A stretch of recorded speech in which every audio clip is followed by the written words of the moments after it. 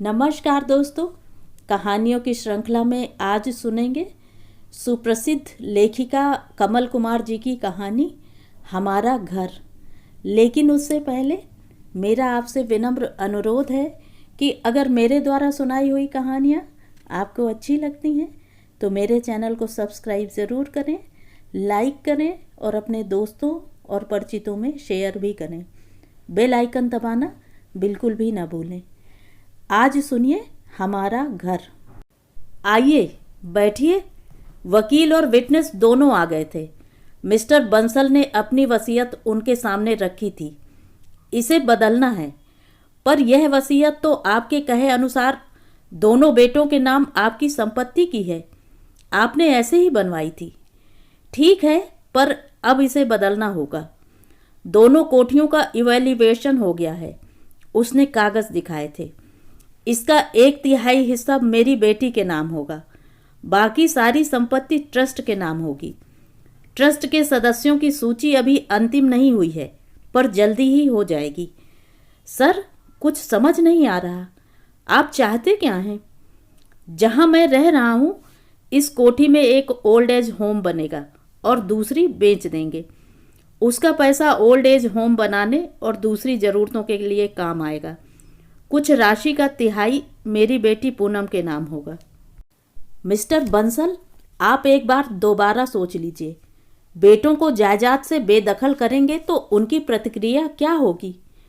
कुछ भी हो, आप उसकी चिंता मत करो। आप वसीयत पर ध्यान दें। अगर वे इसके विरोध में कोर्ट में जाते हैं तो क्या होगा? कुछ नहीं होगा। यह सारी संपत्ति मैंने बनाई है।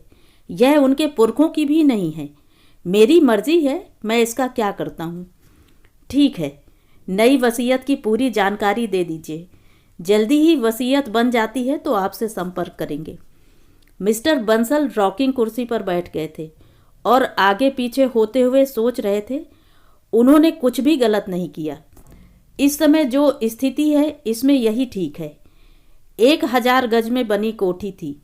अब उसमें अकेला रहना और भयभीत रहना कितना हास्यास्पद है। आज यह संपत्ति करोड़ों की है, पर उन्होंने तो यह जमीन कपड़े के भाव पर खरीदी थी। वे तो खरीद भी नहीं रहे थे, पर पिता के बुजुर्ग दोस्त थे। वही जबरदस्ती करते हुए प्लॉट उसके नाम पर खरीद कर कागज दे गए थे। वे और उसका परिवार तो सरकारी क्वार्टर में ही रहते आए थे, पर जब सरकार का नोटिस आया था, जिनका घर है वे या तो अपने घर में जाएं, नहीं तो क्वार्टर का किराया मार्केट रेट पर देना होगा। उन्होंने लोन लिया था और सादा सा घर बनवा लिया था। वे परिवार के साथ यहीं आ गए थे। फिर बच्चे बड़े हो रहे थे। राकेश की शादी हुई तो उसके लिए पहली मंजिल पर नीचे की तरह से ही घर बना था। वह रहा था 3 वर्ष, फिर चला गया था। उसकी पत्नी भी औपचारिकताएं पूरी करके उसी के पास जॉर्जिया चली गई थी। राजीव तो शुरू से ही बाहर रहा। पहले पढ़ाई पूरी की थी, फिर नौकरी भी लग गई थी। वहीं पर विदेशी मूल की लड़की से उसने शादी भी कर ली थी। पूनम सबसे छोटी थी। उसकी पढ़ाई पूरी हुई तो उसी का दोस्त था अनिल, उससे शादी हो गई। पहले वे दोनों दुबई में रहे, पर जब अनिल के माता पिता के बहुत स्वस्थ न रहने पर अनिल उनका अकेला लड़का होने पर बम्बई में लौट आया था। अब वहीं अपने माता पिता के साथ रह रहा था। संतोष और वह भी ठीक ठाक रह रहे थे। बच्चों के चले जाने से संतोष उदास हो जाती थी। उसके कहने से उसने भी एनजीओ में जाना शुरू कर दिया था। वहाँ वह बच्चों को पढ़ाती थी। सब ठीक ही चल रहा था, पर तब संतोष को बीमारी ने घेर लिया था। उसको डॉक्टरों और अस्पताल से चिढ़ थी। जाना ही नहीं चाहती थी, फिर भी जिद करके उसे ले जाता था। आखिर उसके सारे टेस्ट हुए, पता चला था यूट्रस का कैंसर है। काफ़ी देर हो गई थी। 3री स्टेज थी। कैंसर यूट्रस से नीचे चला गया था। यूट्रस उस समय निकल जाता तो ठीक था। अब देर हो चुकी थी। वेजाइना तक फैल गया था। घर की खुशियां खत्म हो गई थीं। अस्पताल और घर के बीच भागना पड़ रहा था। राजीव और राकेश को बताया था। उन्होंने कहा था आएंगे। आए थे। राकेश आया था, उसके साथ उसकी पत्नी भी थी। संतोष के चेहरे पर उजास था, पर वह चौथे दिन ही लौट गया था। जाना पड़ेगा माँ। राजीव अकेला आया था। उसकी विदेशी पत्नी तो कभी आती ही नहीं थी। शादी के बाद सिर्फ एक बार आई थी। धूल धूप मिट्टी से परेशान आकुल व्याकुल 7-8 दिन बाद ही लौट गई थी, फिर कभी नहीं आई। राजीव रुका रहा था। सप्ताह भर बाद फिर चला गया था। पूनम आ गई थी। पूनम रुकी रही थी। उसका पति अनिल भी सप्ताह के अंत में आ जाता था। पूनम माँ के साथ साय की तरह बनी रहती थी। कहने लगी थी, मुझे अब ज़्यादा दिन तो जीना नहीं है, चाहती हूँ एक बार पूरे परिवार के साथ दिन बिताऊं, राजीव और राकेश को बुला लूं। सच्चाई जानते हुए भी उसने फ़ोन किया था। देखता हूँ पापा, अभी पिछले महीने ही तो आया था, फ़ोन करूँगा, राजीव ने कहा था। राकेश को बताया था, तुम्हारी माँ के आखिरी दिन हैं, तकलीफ में है, तुम्हें याद कर रही है, आ जाओ। आप उनका ख्याल रखो पापा, उनके लिए एक नर्स रख दो, चाहें तो उन्हें अस्पताल में भर्ती कराएं, जो भी खर्च होगा मैं भेज दूंगा, आप फिक्र ना करें। उनके तन मन में आग लग गई थी। मेरे पास बहुत पैसा है बेटे, हमारे लिए तुम्हें फिक्र करने की ज़रूरत नहीं है। उसने फ़ोन पटक दिया था। संतोष बार बार पूछती थी, वह उसको क्या कहता। आएंगे, कहा है वे आएंगे। संतोष खाली आंखों से छत ताका करती थी। पूनम और वह दोनों हमेशा साथ ही होते थे। पूनम ने बच्चों को भी बुला लिया था। उसके पति अनिल का फ़ोन आया था, इधर घर की चिंता ना करो, अरुण की पत्नी आ गई है सिंगापुर से, घर संभाल लेगी, तुम मम्मी का ध्यान रखो। हमारा 50 साल का साथ था। संतोष की तकलीफ बढ़ रही थी।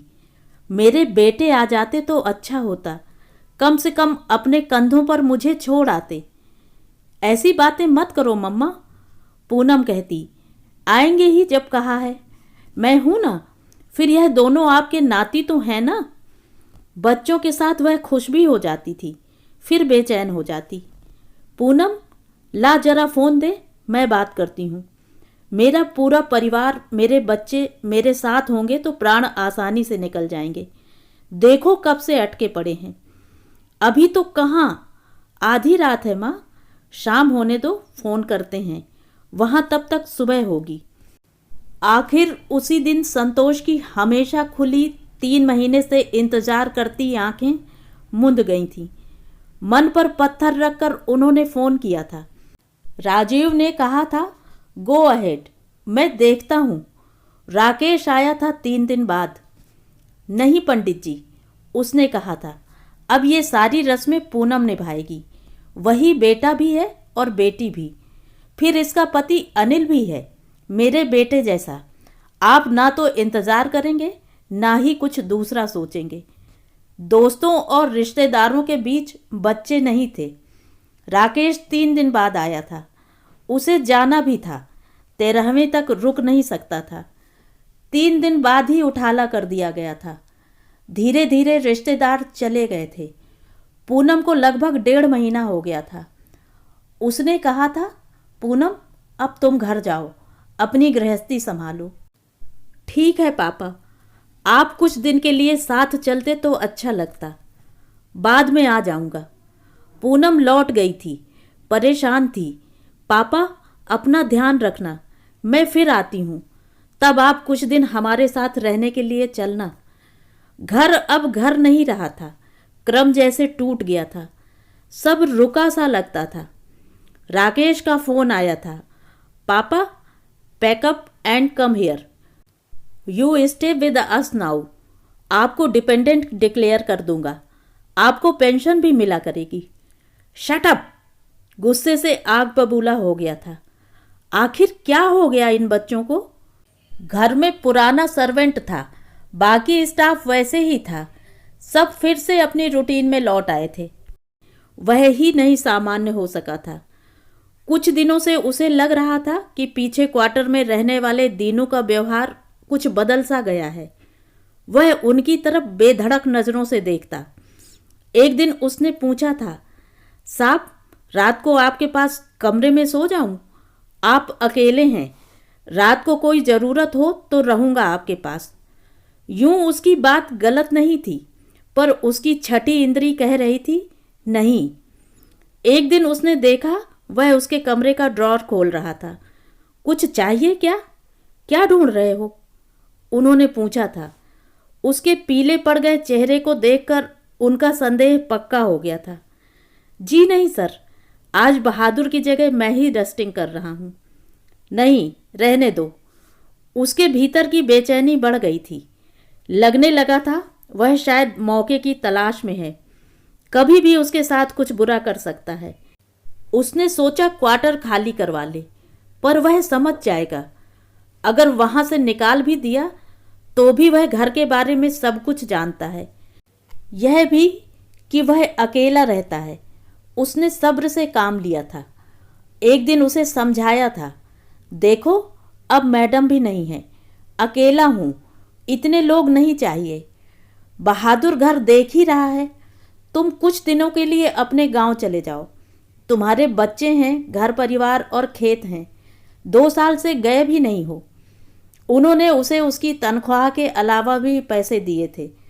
बच्चों के लिए चीज़ें लेते जाना। वह बेमन से चला गया था।